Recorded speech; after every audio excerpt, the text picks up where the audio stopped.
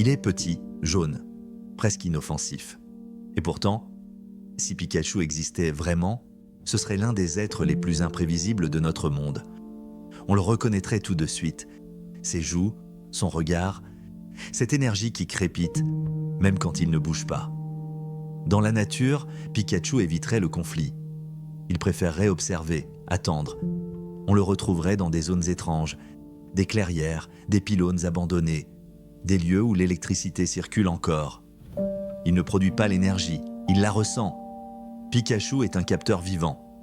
Un orage approche, il le sait avant nous. Une surcharge électrique, il disparaît.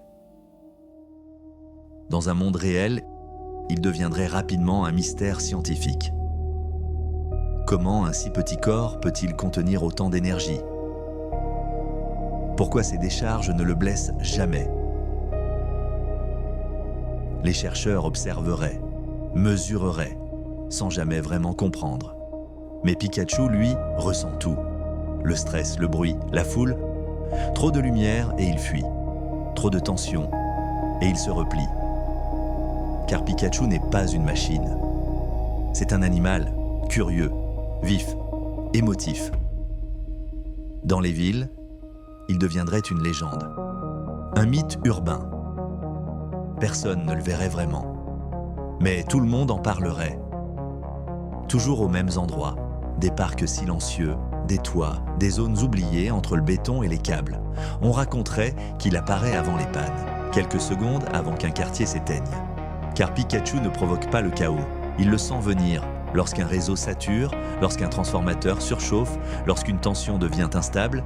Pikachu s'approche, son corps agit comme un paratonnerre vivant, il absorbe, il détourne, il décharge ailleurs. Alors oui, des ascenseurs se figent, des tramways s'arrêtent, des lumières s'éteignent, pas par destruction, mais par protection. Puis toujours la même histoire. Un éclair bref, jaune, contrôlé, un silence, comme si la ville retenait son souffle. Et plus rien, Pikachu ne détruit pas. Il traverse, il passe là où l'énergie est trop dense, il canalise ce que nos infrastructures ne savaient plus contenir. Il n'attaque pas la ville, il la soulage, et avant que quiconque ne comprenne vraiment, il a déjà disparu. Dans ce monde, certains humains tenteraient de le comprendre. Pas de le contrôler, pas de l'utiliser, juste coexister. Car Pikachu n'est pas dangereux par nature. Il l'est seulement quand il a peur. Et dans un monde aussi bruyant que le nôtre, la vraie question n'est pas ce que Pikachu ferait de nous, mais ce que nous ferions de lui.